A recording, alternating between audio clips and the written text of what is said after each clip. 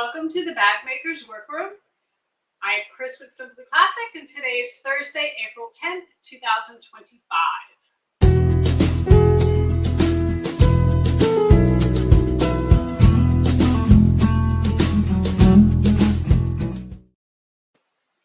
Hello, everyone. Thank you so much for joining us live this evening. We are here every Thursday at 7 p.m. Eastern Time. Can't join us live, no worries. You can always go back and watch the recording on YouTube anytime.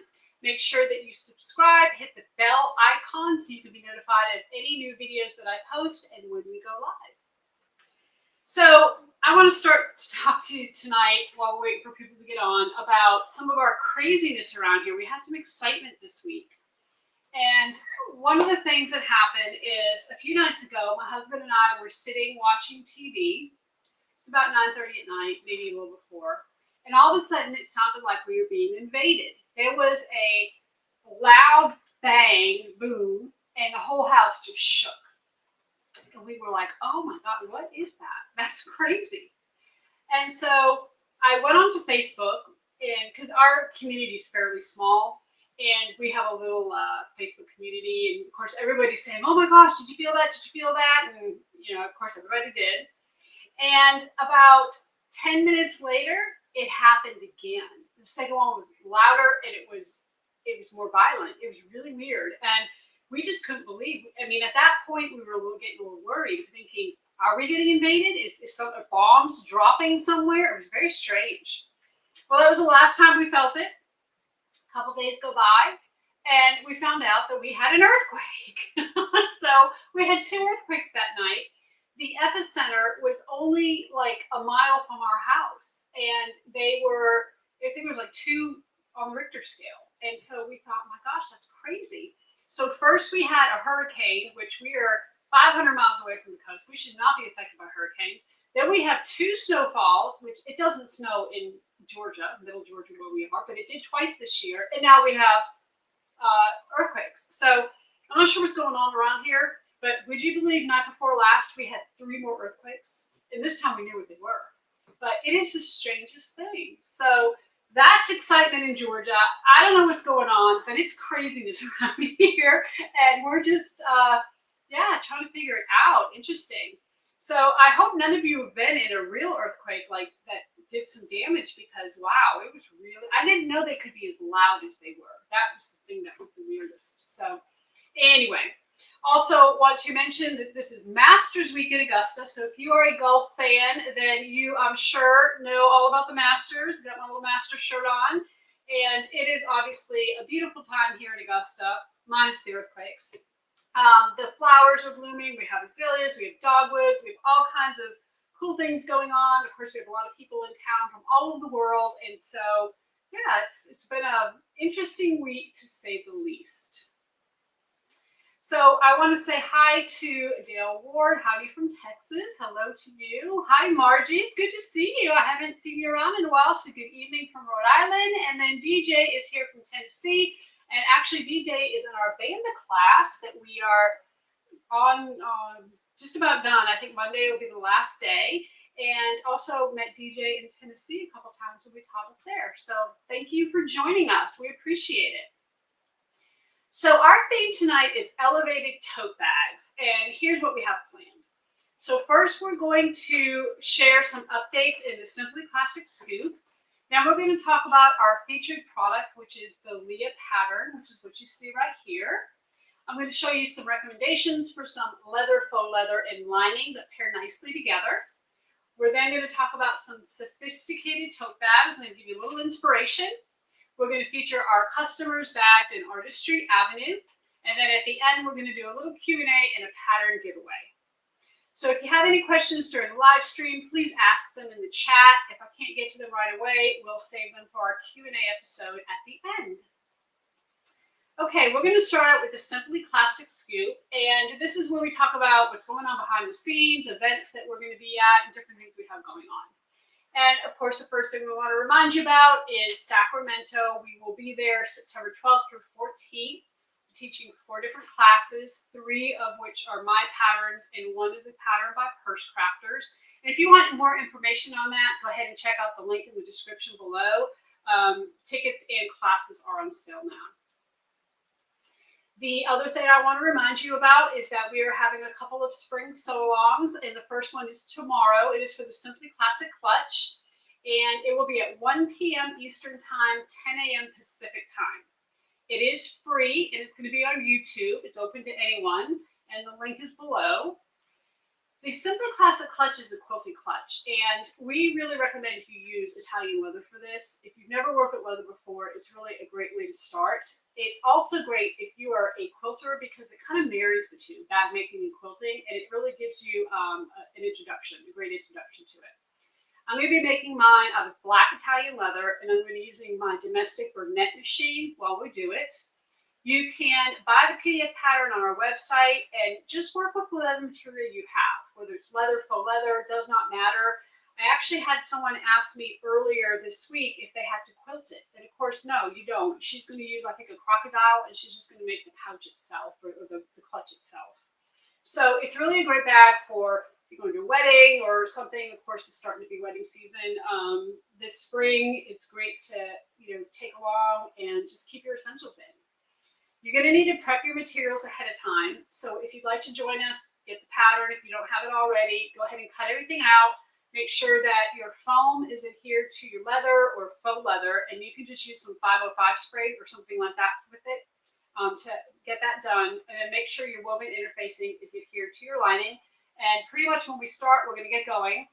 We have 4 hours allotted for it, but it might not take 4 hours. I just want to make sure we have plenty of time.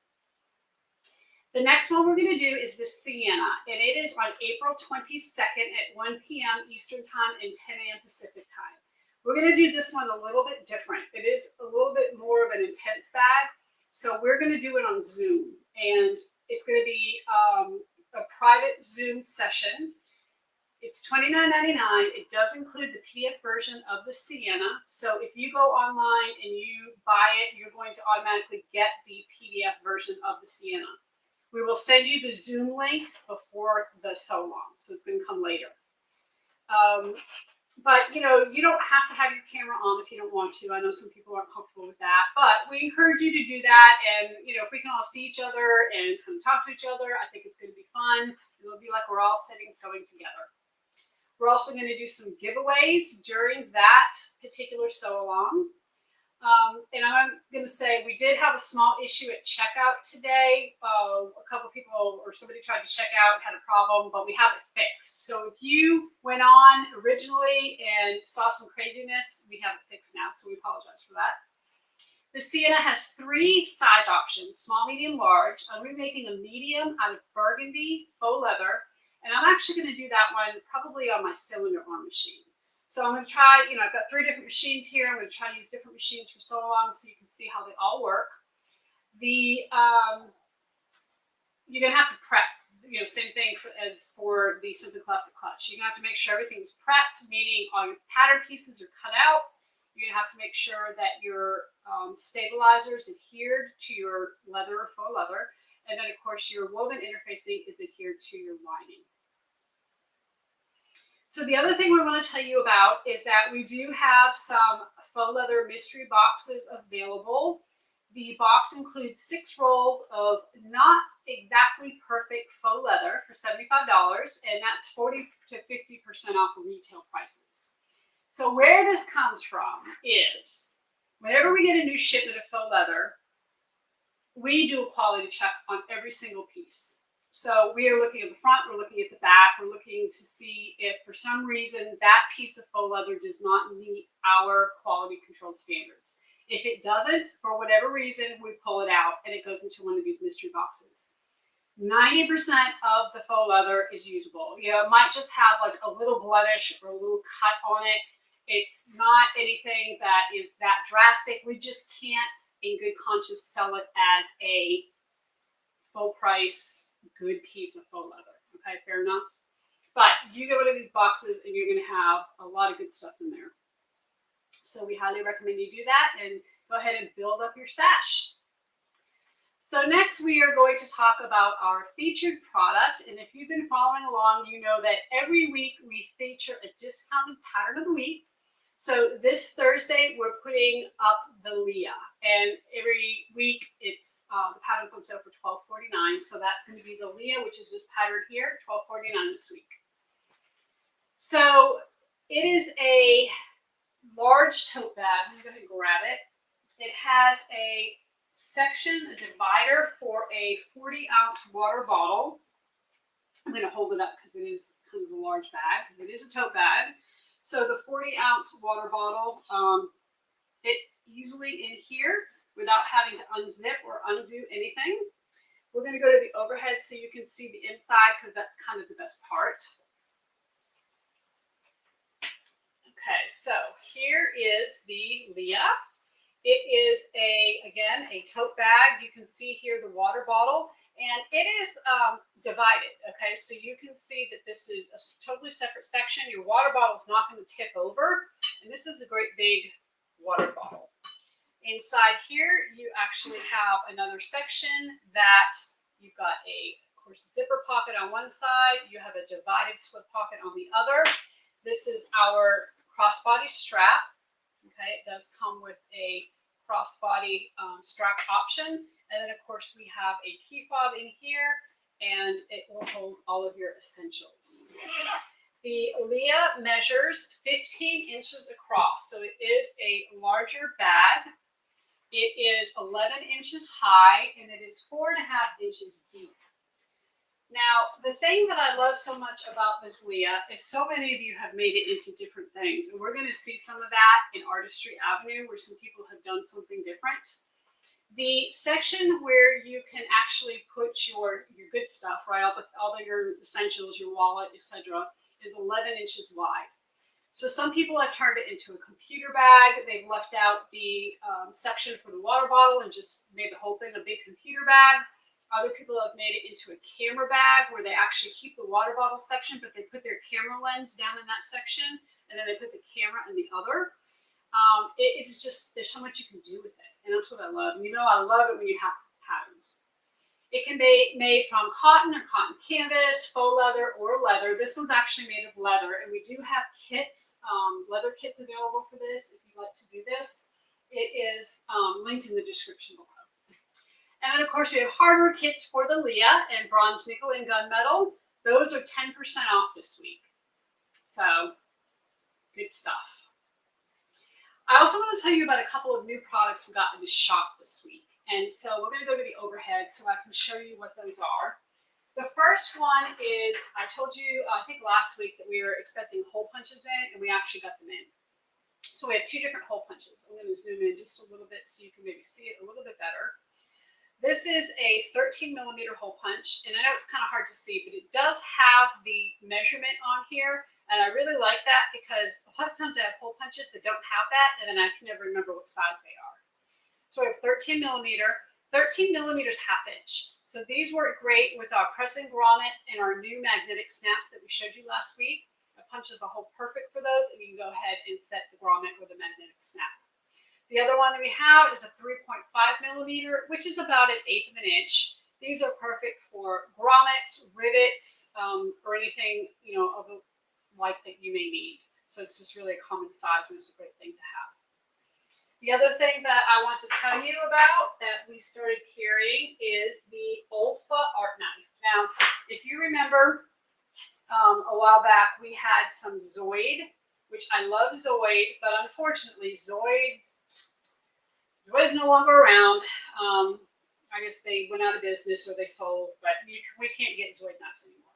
So I was looking for a replacement. And these Olfa products are made in Japan, and Japan is really well known and good for the different knives and the different things that they have.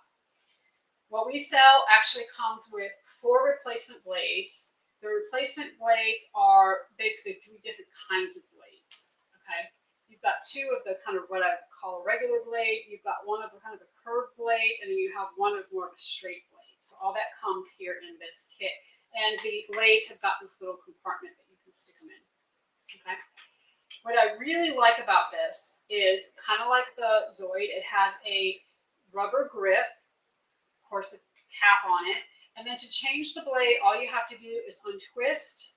You remove the blade, And then to get a new blade in, you just put this back in, twist it back up, and you are good to go. And I really like the ease of that. One thing that this has that's pretty cool is, see this little notch here? Let me get this out of the way. Okay, see how it's got that little notch there? That is so that it doesn't roll off your table. Okay, so if by chance it starts rolling, that's going to stop it so it doesn't fall on the ground. So just kind of a neat little extra thing. So these are now in the shop. And Rock says Japan stuff is outstanding quality. It really is. I really like these Olfa. Any kind of product, cutting product, Japan is, if you see it's from Japan, I'm sure it's great quality. They do a great job with that. Okay. So we are now going to move on. And of course, the links for all those things are down below. Okay, if you'd like to take a look. So we're going to move on to perfect pairings, and this is where we pair some of our leather and faux leather with matching lining, thread, and hardware. I love doing this because I know it can be kind of hard to shop online sometimes. It's hard to know what colors really go together. So this is our way of helping you do that. And the first pairing is inspired by this farfalla that I made over the weekend. So right now I'm making a lot of bags for different shows we're going to over the year, and this is a farfalla that's made with some suede, brown suede, and we have our tan wave faux. So that's how we're going to start this out. We think this would make an amazing bag. And what we're going to go to the overhead, and what we recommend is our suede in this beautiful brown color. The tan wave is kind of a cool faux. We have it in 3 different colors, and you can see it's kind of got like a wavy pattern on it. Okay. We recommend using lining in the brown chambray. This is the Tilda brown chambray. Of course, we recommend the bronze hardware, and then dark brown thread in either Tex 70 or Tex 45, depending on whether you're using a domestic or an industrial machine. Okay, and whether you make a Leah or you make a farfalla, it doesn't matter what you make. We think this is amazing pairing that will really look great together. So moving on to our leather pairing, we're going to do something totally different, and we're going to show you some dark red leather. Now this leather is absolutely gorgeous. It is a beautiful color. We recommend using the gray chambray by Tilda. We recommend using some nickel hardware. And of course, in the kit, in your Leah kit, you are going to get enough piping to do the piping all the way around. Now, because this is a tote bag, and because we're kind of talking about totes, a lot of times wedding is really great for tote bags. And so we recommend using this here. Now, let me just warn you that this wedding is 1.5 inches. Your kit is 1 inch as far as hardware. So if you do want to get the webbing, you may have to upgrade to getting 1.5 inches slide adjuster, 1.5 inches swivel clasps, and then 1.5 inches D-rings. And of course, we have all those in the shop, but I just wanted to let you know about that. This peacock webbing is really cool because it's got a different color on the back than it does on the front. Okay, really, really beautiful. And then if you are using a domestic machine, we recommend tomato thread, or if you're using an industrial machine, we recommend the brick. Okay, Tex 45 and Tex 70. So we really think this would make a gorgeous Leah or any kind of bag that you may make, and it would be a great thing to do. Okay. So we're going to move on to the Thursday thread. And of course, in the Thursday thread is where we talk about either a sewing story or we talk about some history. And since our theme this week is tote bags, we thought we were going to talk about the history of tote bags. So the word tote is believed to come from the German word Tüte, which means bag. And when it was borrowed into the English language, most people use it as an action verb, not as a type of bag. So for example, if you asked a bellhop where their job was, they might say they tote bags. And that's kind of how the phrase started. So it really wasn't until around 1900 that the word tote bag started being used as a noun. And at first it referred to any type of carry-all bag or backpack, and especially one made of canvas. But over time, that definition got a little bit more specific. So these days, there are two main things that make a tote bag a tote bag. And one of them is that it has two parallel handles, one on each side of the bag, kind of what we see here with the Leah. And the other thing is that it has a roomy interior that will fit all of those essentials that you must carry around. So by that definition, tote bags had actually been around for thousands of years. They just weren't necessarily called tote bags yet. And we've looked at some of them in the past, but today we're going to talk about some more modern tote bags. But first, we're going to start in 1944 with L.L. Bean released the first water-resistant canvas tote for $3. It was called the Beans Ice Carrier, and it quickly became a multi-purpose carry-all bag. This ad was from the 1940s, and it says, "This carrier is offered for those who have found difficulty in carrying ice from car to ice chest. A strong bag of builder's canvas that serves as a basket for wood, garden, vegetables, fruit, etc." So in the 1940s and the 1950s, tote bags were all about function, not fashion. And that changed around 1960 when we saw tote bags becoming more of a fashion trend like what we see here in this photo.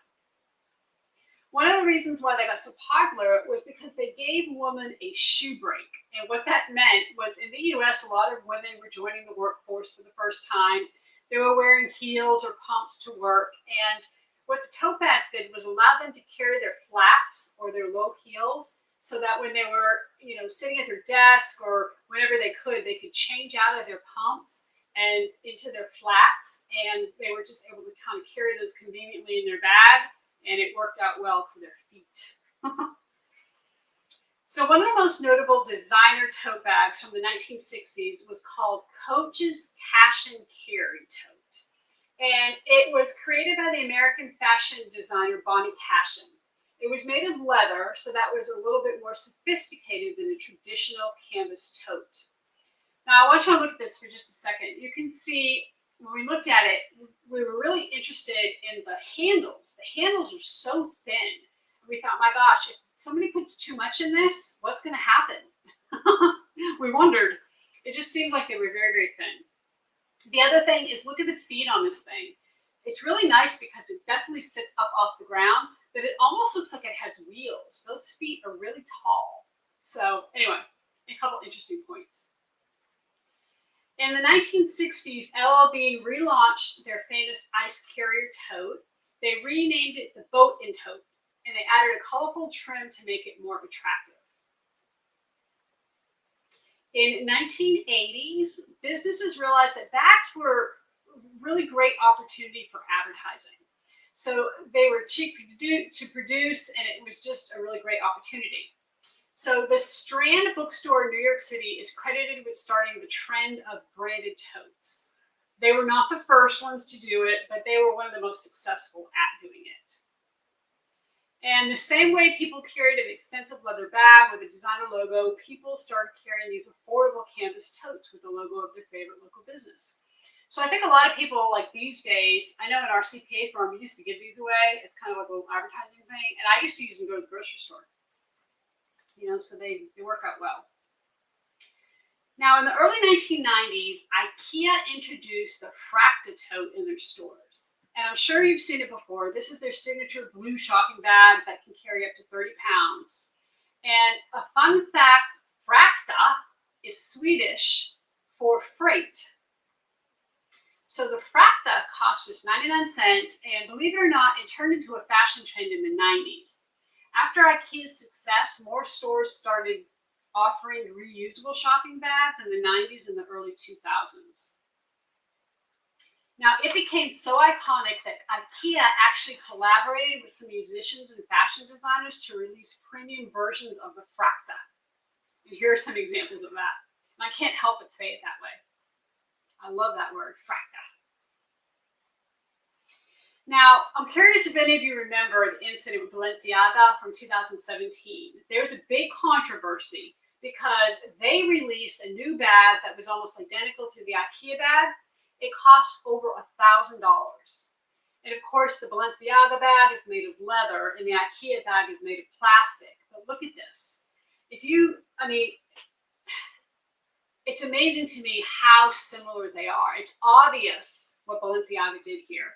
And that's one of the things about fashion and generally the industry is that there's no copyright on actual designs like this. So Balenciaga didn't get in trouble. There was no lawsuit. There's nothing that IKEA could do. They got some flack for it, sure, but there was nothing. It wasn't exactly the same. There's nothing they could do, especially since theirs was made out of leather. Now you see here this leather one. It actually almost looks like plastic. They actually made the leather kind of scrunchy, or that's I don't know if you want to even use that word, to actually mimic the IKEA bag. So anyway, interesting, very interesting. So it brings us to the 2000s, and I want to look at more modern designer totes and talk about what makes them unique, because that's kind of more what we're into than the canvas bags that we see everywhere. At least that's what I'm interested in. So let's look at some inspiration. So this bag here is a weekend bag, and it's by Caroline Gardner. What I liked about this is it's simple, right? It's not a crazy design. It looks like it has a center pocket. I like that it's black and white, and then they added the color with the webbing straps. I just think that's like an elevated canvas bag, or a variation of it. This here is a men's tote bag. It's an Hermes men's tote bag. I really like the use of webbing here. It's interesting how they actually kind of cross that webbing in the front. And it does look very, I don't think that makes it look any more manly than if it wasn't there. I think it's more the colors, but I really think that this is a cool version of this and just a neat way to use webbing. Now, so many of you know Marc Jacobs, and of course this Marc Jacobs tote bag was released in 2019, and it has become one of their signature bags. They make it in canvas, in leather, in denim, and all kinds of things. I actually have a tutorial that shows you how to make this tote. There's no pattern required. All of your measurements are cut, or all your pattern pieces are cut for measurements, and all of the measurements are in the description of the video. You can see here that the one on the left, I was trying to kind of mimic that tote bag that you see there. And it is our, I believe it's cream solid. And then the one on the right is our magenta solid. And our version is called the Alexis.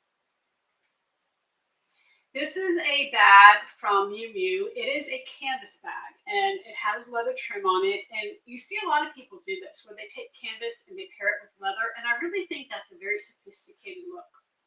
It's got a unique shape. It does have the two handles, so theoretically it is a tote bag.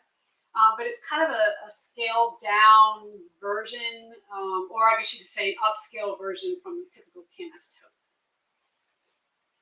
This is another canvas tote. It is a belted bag by Proenza Schuler, and I really like the black and white. I like brown and white, but I was really surprised at how much I like this black and white. The black is actually leather, and of course the white is canvas. Now it's a pretty canvas. It's an expensive canvas, but it is a canvas. It does have piping, which of course adds a level of elevation to it, or a level of sophistication. And then the handles are attached to the belt. And of course, the belt adds another level of sophistication. And I just really think this is a really pretty tote bag. This is the Nouveau Hamilton Satchel by Michael Kors. It is also another belted bag. Now, a long time ago, I actually hacked the Fairhaven to make my own version of this. You can see my version there on the right. I did a YouTube tutorial on how I did this. So, of course, you can go ahead watch that. The link is in the description below, and you can check it out. It's just some changes of the pattern pieces, and made, of course, this Marc Jacobs look-alike. This here is a leather tote bag, and it is by boxes. And it is interesting, easy to do. Obviously, we've got our new hole punches. You could easily get some grommets and go ahead and punch a bunch of holes and add that to this. And it's a good way to just make a subtle statement, or add a little bit of bling or something to your tote bag. We really like this one here. This is the Juliet tote, and it is from Portland Leather Goods. And I'm not sure if it's the shape. I think because it's narrow and tall, kind of caught our eye.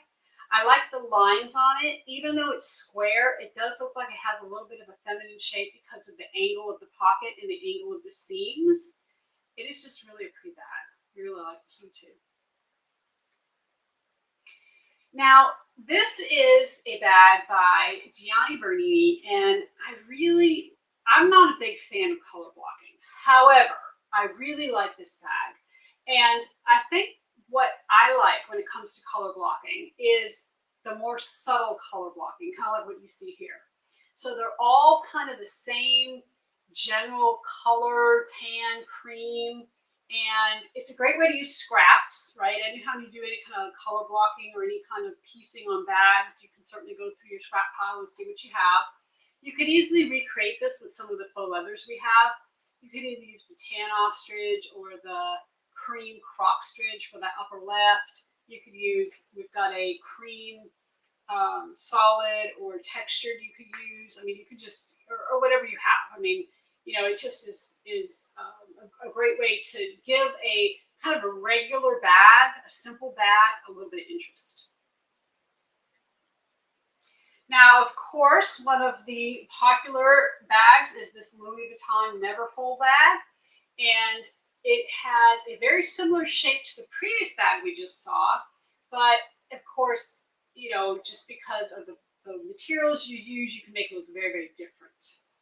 So this is a Bircham, believe it or not, hack that I did. And all you need to do is, if you have the Bircham pattern, which I know so many of you do, you can go ahead and watch the video. I tell you what changes to make to the pattern pieces. And then, of course, you get this tote bag.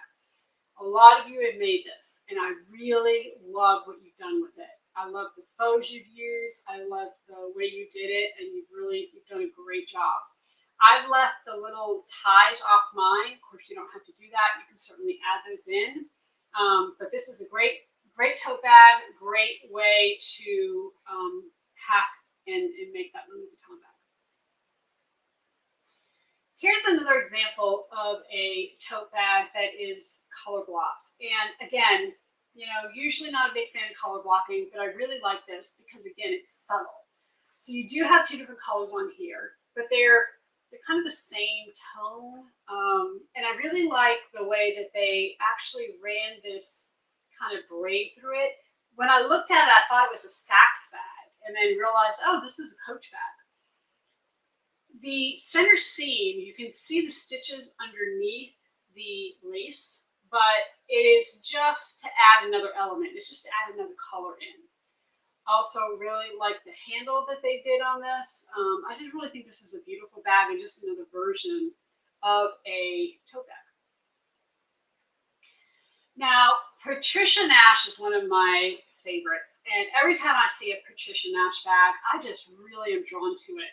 I think it's kind of that, I don't know, like rustic yet elegant, the mixture of the two. They're just really beautiful. She uses a lot of lacing on her bag. And I'm sure you've seen, we do have a new leather bag making by machine class, and I show you how to do some lacing. And it would be a great opportunity to kind of see how that's done. And of course, there's like a lot of different kinds of braids, and in that class, we're going to do a few different ones. But what I like about this Patricia Nash bag is the braiding is on the side. And I like the way that they use a different color on the strip. So you have the black bag, but you have the brown accents, and then the actual braid matches the brown accent. Okay, they didn't do a contrast there. I like that it's the same. I also like that it's on the sides. A lot of times the braiding goes right down the front, right where your straps are, and it goes all the way to the bottom. So this is just kind of a different take on that. Now this is a Stella McCartney bag, and if you remember from a few weeks ago, Stella McCartney does not use leather. So this is some kind of faux leather. It is a two-tone chain tote. Now, it's not theoretically, I guess you could say, a tote by the rules of a tote. It doesn't have two handles. It only has one. But, rules are made to be broken. And if you see here, I think you can tell, on the left side, there's a gold chain, and on the right side, there is a silver chain. So, I kind of like that. I like the juxtaposition of the two, and I just really think it's a classy bag, especially since the base is black, which is just using color in the difference in her chains, in the hardware. So even though tote bags are pretty basic shape, there's so many different ways that you can make them stand out. So I hope that this gives you a little bit of inspiration for your next bag. So Lady Pink Design says, I love the never full, but mine is always full. Yeah, I get that. I'm a tote bag girl. Actually, I really like tote bags myself. But somehow they tend to stay full.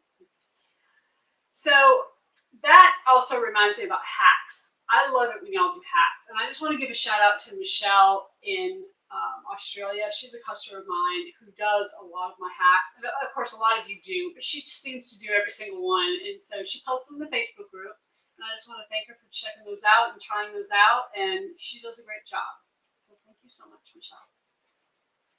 So we are going to sharpen your skills. We're going to kind of help you. We try to look at different sewing techniques to help you become a better bag maker. And today I want to talk about piping. And the reason why is because the Leah has piping. Okay, it's not necessary, but it obviously elevates the tote. It makes it obviously look different and makes it look maybe a little more sophisticated. So, like we saw piping on some designer totes, not only can it elevate the bag, but it also can maybe be used as a form of structure. So just kind of keep that in mind. Here is a quilted leather bag that I did with some Fusion 45 thread for Filtech. You can see here that we did an actual design on it, a diamond design. And what I did is use the thread color that matched the piping on it. And then just kind of a side note, that smaller, somebody asked me the other day, what is that bag? And that's a Simply Classic clutch. That's the bag we're doing tomorrow. Instead of doing the canage quilting, I just did the diamond and I left the front handle off. And it's just the clutch. So you can do, of course, bags in so many different ways. So let's talk about how to make use of piping. So just a quick refresher on what it is. Piping is a type of trim that basically you wrap a piece of cord in fabric and then you sew it into a seam. So it can be decorative, but as I just mentioned a minute ago, it's also functional because it can also give your bag some actual stability and structure. And some people call it piping, some people call it welting, some people call it cording. It can be called all those things. And especially depending on what world you're in, whether you're in the bag making world or the home dec world, it's all the same thing with different terms. So you can either use pre-made piping or you can make it yourself. One of the two things, does not matter which. Obviously, if you make it yourself, you have a little bit more flexibility with color, and that's obviously what makes it fun. So we carry some welt piping in 3/8 of an inch, and it comes in 3-yard bundles. In order to make piping, we're going to go ahead and use that example. So you're going to need piping. You're going to need some double-sided tape, a strip of fabric, and in my case, I'm going to use 1.5 inches.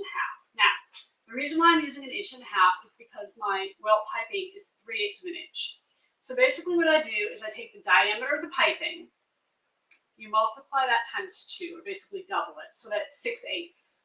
Now 6/8 is 3/4 essentially, if you round that down, or you reduce that for 3/4 of an inch, and then you double it, and that's how you get 1.5 inches. So if you're using a size other than 3/8, like for instance, let's say you're going to use a half, you're going to double the half, so it's going to be 1/2 and 1/2 is 1 inch, and then you can double that again, and you're going to need 2 inches. So your strip of fabric will be 2 inches wide. Okay, so that's how you get to that. You're also going to need, of course, a ruler, marking pen, and a sewing machine with either a piping foot or a zipper foot. And I'm going to show you a piping foot so you know the difference. Okay. So we are going to go to the overhead. I'm going to move the stuff out of the way for our perfect pairings, and I'm going to show you how to do this. So piping is, or cording welt piping is basically, this is cotton. Some people use rope. Sometimes it's a hard core. It can be all different things. This one's fairly soft, and this is typically what we use, and this is what we sell in the shop. And what you're going to do is you're going to take a piece of fabric, and in my case, I'm going to use some faux leather, and you're going to draw a line down the center. So because mine is 1.5 inches wide, or tall, essentially, I drew a line 3/4 of an inch. I put a piece of 1/4 inch double-sided tape here along this edge. Now, not right at the edge, just a little bit away from the edge. You don't have to use double-sided tape here. You can actually just use clips, but what the double-sided tape does is it takes away an extra layer of stitching. Okay, so you're not going to have to stitch this together. So what I typically do is I'm going to remove the backing from the double-sided tape. Now let me just say that if you do this using leather, you're going to use glue on all this. Okay, but since we're using faux leather, we're using some double-sided tape. Put your welt piping about 1 inch from the edge. Okay, don't put it all the way. We're going to just lay it down, and the reason why I drew the line is because that's about where I want to lay my piping. And then you're just going to pinch these two edges together. Now, what the double-sided tape does is it holds this close for you, and again, it basically takes out a layer of stitching. You now do not have to stitch this closed because this is holding this closed. Okay, so move all the way down, and just hold this close. And as you do this, don't pull on your fabric. You're just folding it in half and folding it together. Now, these edges don't have to be perfect. They need to be close, okay, but they don't have to be perfect. So from here, what I do is I take this top. You can see the piping's not all the way to the end. And I'm just going to fold it over on itself right against the piping. So the piping's right there. And then I take and I cut a notch. Okay, so now this is what I have. I'm going to take that and I'm going to basically fold that notch down on itself. And I'm going to put a clip to hold that. Whenever you put piping on a bag, you never want to go all the way to the top. Because if you do, now when you go to stitch your top seam, you've got so much bulk here, you can't do anything with it. So what you're going to do is you're going to come down. I usually come down about 1 inch because most of the time my seam allowance is 1/2 inch, and then that'll give me an extra little 1/2 inch at the top. I'm going to come down 1 inch, and I'm just going to put the raw edges of the piping right against the raw edges of the bag. So we're going to pretend this is a full bag. And a lot of times when you actually make piping, you put piping on the bag, you have a rounded edge like this. Okay. So what you're going to do is as you go around this curve, you always want, let me just say, you always want to cut your straight edge. And in this case, our straight edge is our piping. Our curved edge is our bag. So I'm just going to put little cuts in this. And you don't want to go all the way to your piping. You just want to give it relief cuts. And there's no rule as to how many. You almost can't put too many. And then what will happen is you come around this curve, those will separate. And I'm going to zoom in a little bit so you can see the separation. Okay? So you can see how all those little cuts separate right there. And that's what you want. Put some more clips.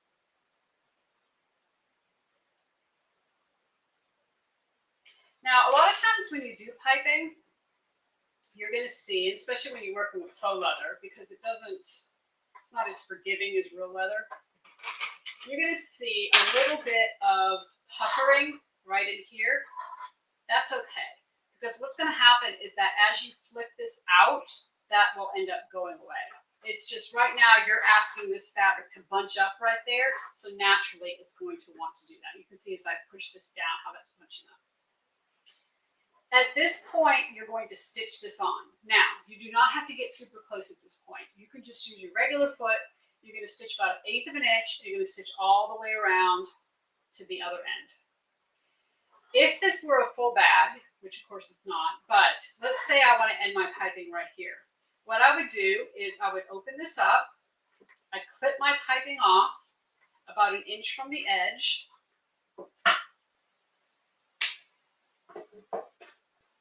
I'm then going to fold this over just like I did on the other side and make another notch.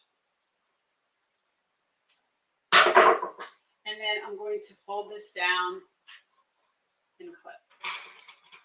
So essentially what I'm doing is on both edges, I'm making sure that my piping is not going up into my seam allowance. Okay? So again, stitch. 1/8 of an inch, no need to get super close. You're just trying to get this onto the bag. Now, the reason why we're using double-sided tape, we're not putting it on the edge, is because you really do want to try to go ahead and get this pushed down as close to the piping as possible. You want it to be tight. So from here, let's say we stitched. What's going to happen is it's going to look like this. So I now have this piece. It is stitched on. I didn't really worry too much about getting close. I got my little wing hanging out, and this is what I have. So from here, I'm going to put the other side on, just right on top, like you see here. And this is where I want to get close. So I'm going to go ahead and stitch as close as I can to the piping all the way around this curve, all the way to the other side. Now, I want to show you a piping foot. You don't have to have a piping foot, but a piping foot is very useful. And for a walking foot machine, the piping foot is 2 pieces. And you can see it has a groove in it. You see this groove right here? Not only is the groove in this foot, but it's also a small groove in this foot. So what happens is that when you put these 2 feet together, it forms a channel that the piping fits in, so that as you stitch, this piping just slides all along and you're able to stitch right next to it. And you can see the hole where my needle comes out and how close that is to the piping. Now, there are different size piping feet for different size piping. Okay, so if you have a larger piping, you're obviously going to need a larger foot. Smaller piping needs to go a little smaller. And I can even go a little smaller with this foot. Once I have that second line stitched and I'm nice and close, now I'm going to go ahead and trim. Now, this is the time to kind of peek inside and see how everything looks. If there's a section that you didn't get close enough, don't take it apart. Just come back and restitch. Okay, just stitch a little bit closer. As you stitch, you're going to feel this piping. Obviously, you can see it, I'm sure, at this camera, but you're also going to feel it, and you're just going to go right along. So if you have a actual zipper foot instead of a piping foot, just move your needle all the way to the left, in this case, and then you would just go ahead and stitch as close as you can. So from here, we're going to go ahead and cut off our little wing. And I do trim this back, but I don't trim it super close in this curve, maybe just about 1/4 of an inch. And the reason why is because when I go to turn this, I want this bulk right here to kind of fill in that corner. So I'm going to turn this around, and any bit of the little bulk there is going to fill that in, and it's going to prevent that corner from laying flat. Okay? And then we have our piping. So that is kind of a quick little lesson on how you do piping, and I hope that kind of helps you maybe give it a try. Like with anything else, is practice. And so you just want to practice, and start small, maybe try a pouch or something. And then, yeah, I think you'll be good and kind of go from there. Okay, so we are going to move on to Artistry Avenue. And Artistry Avenue is where we feature bags made by you, our customers. Each week, we share photos that were posted in the Simply Classic bag making community on Facebook or email to share@simplyclassic.net. Our featured artist will win a PDF pattern of your choice. This is open worldwide. So if you feature your bag, you will have 30 days to email us at share@simplyclassic.net and let us know which pattern you would like. So here are our featured artists this week. We are going to start out with Diane Eidelman. And let me tell you, this bag is amazing. Diane owns Lady Betty Designs, and she made this Leah to bring to the pool. And what a fantastic idea. She made it of waterproof Oxford canvas. She extended the handles down to the bottom seam. You can kind of see here in a photo on the left. And she left the piping off because it's just a pool bag, right? Although it's a nice pool bag. She added an exterior pocket to both sides, the front and back, and you can see here that pocket in the center, and that's for her cell phone, her, ear pods, whatever she may need. This is amazing. And then of course she has the section for her water bottle. She can slip it in there. So I never really thought of the Leah as a pool bag, but oh my gosh, this is amazing. Fantastic. Love the colors, love the fabric, love this out of waterproof canvas. Just everything about this is amazing. So great job, Diane. We also want to show Darlene's Julie. Now the Julie is a tote bag, and it may not be as big as what you would consider a typical tote bag to be, but it is a tote bag. I'd say it's a mid-sized tote bag. And I really love these colors together. So purple and green are opposite on the color wheel, if you remember our color wheel episode, and so they are complementary towards each other. The green handles were spot on. I mean, she did a fantastic job with that. She pulled that green out of that faux, amazing. And she used rainbow hardware, which is absolutely perfect for this. It's gorgeous. So great job, Darlene.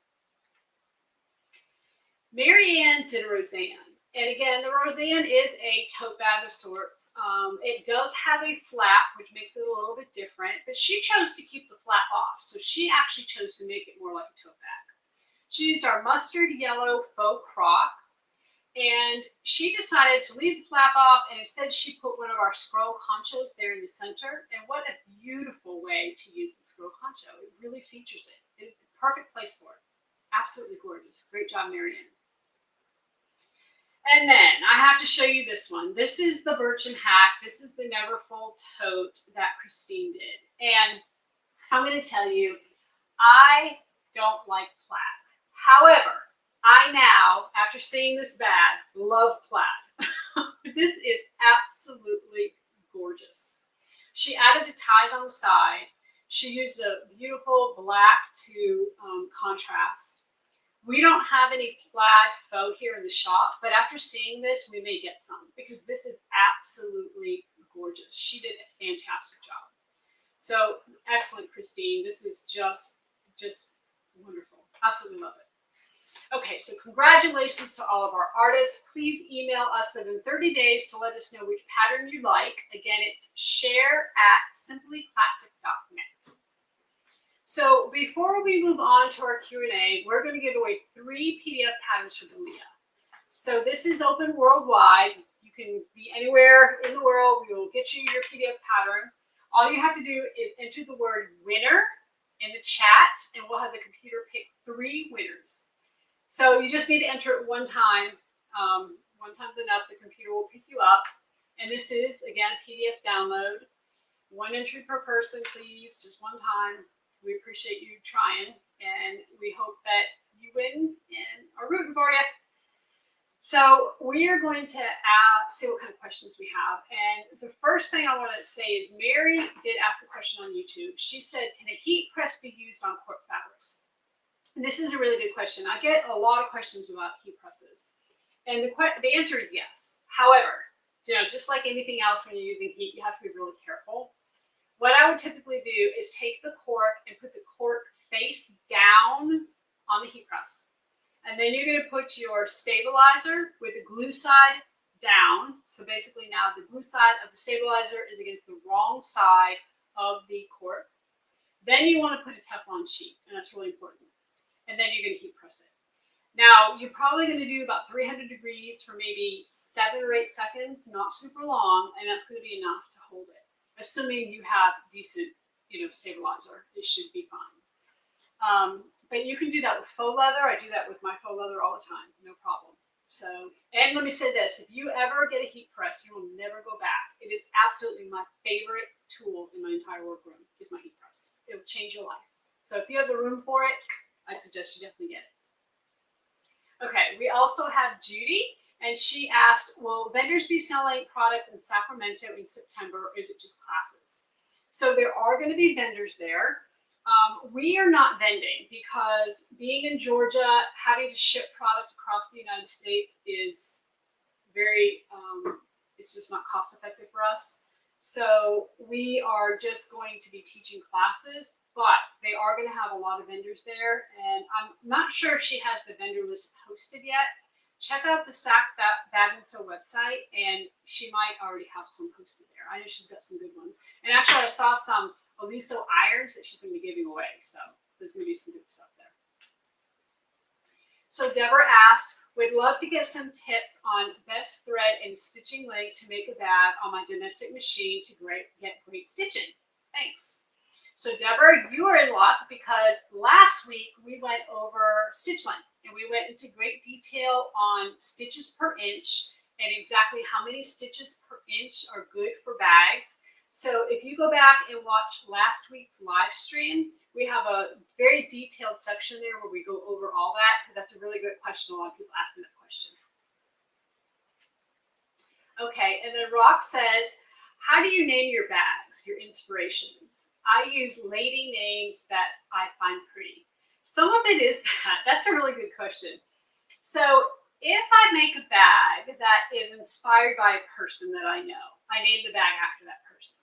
So the Julie, the Leah, the little Leah are all named after people I know. The Compton is another one. People I know that actually asked me to make a bag or asked me to design a bag for them. Then I have other bags like the Farfalla, which is this one here. And Farfalla is Italian for butterfly. And the way that that bag opens, it opens like a butterfly. So that's why I chose that name. The Busta. Busta is Italian for envelope. So that's the reason why I chose that. So, you know, it kind of comes from all different places. Sometimes when we drive down the road on a road trip, I actually look at signs and I type names into my phone so that when I have to go back and name a bag, I look back through my list to see what I like. Sometimes it comes to that. You know, that's almost the hardest part sometimes. It's really weird. Okay, Robin, how do you determine the millimeters for the cording or piping? That's a good question. Typically, when you buy it, it should be telling you how thick it is or the millimeters on it. So when we, obviously in our website, we say that this is 3/8 of an inch for ours.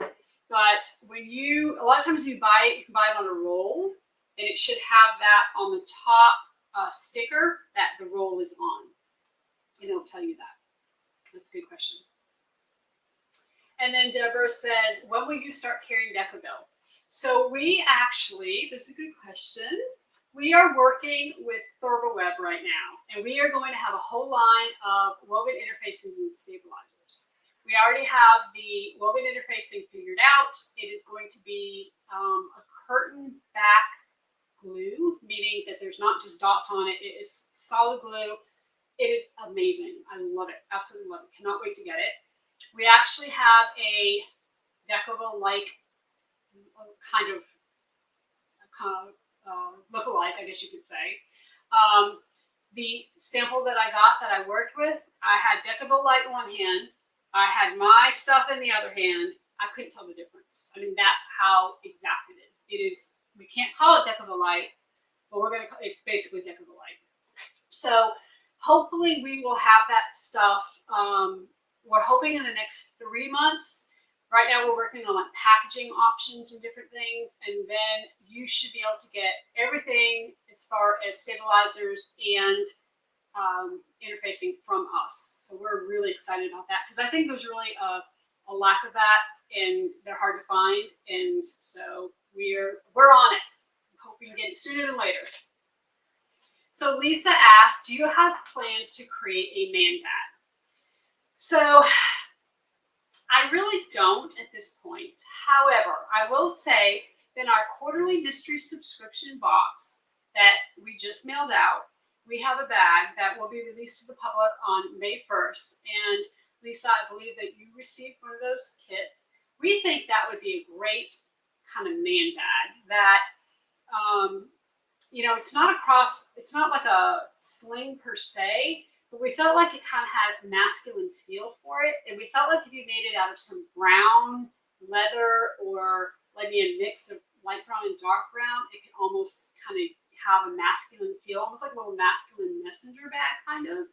So beyond that, I'm not really sure. I have been asked before about men's wallets and such. So we are, you know, I'm not saying never, but I'm not really sure how and when we're going to do that. So I appreciate you asking. Always looking for new things. So that's great. Good question. Okay. We are going to move on and find out who our winners are this week. So we have 3 winners. We have Lauren Folks, Linda Penn, and Dale Ward. So congratulations to our winners. Go ahead and email share@simplyclassic.net. And once you do that, we will go ahead and get you a copy of your Leah pattern. So congratulations. Okay. So we will be back next week. And we appreciate you joining us this evening for the Bag Makers Workroom. Next week is Thursday, April 17th, and we will be here at 7 p.m. Eastern Time. Next week, we're talking all about creative bag embellishments. So we're going to have a lot of inspiration photos for you. Don't forget to submit your Simply Classic makes by posting them in the Facebook group or emailing share@simplyclassic.net. That's also where you can send questions, stories, and topic ideas. Just a reminder that I'll be live on YouTube tomorrow making the Simply Classic clutch. We have the sew along. I'm excited to spend some time sewing with you. And even if you don't plan on making the clutch, stop by, ask some questions, hang out for a while. And until then, everybody, next week and tomorrow, happy sewing.